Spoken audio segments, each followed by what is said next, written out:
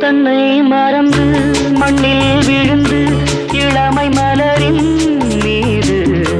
கண்ணை இழந்த வந்து தேக சுகத்தில் கவனம் காட்டு வழியில் பயணம் கங்கை நதிக்கு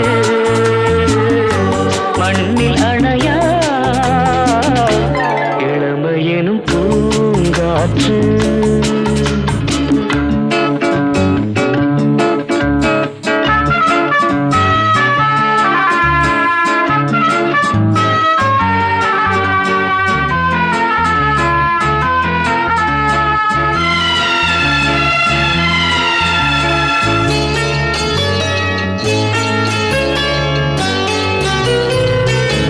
அங்க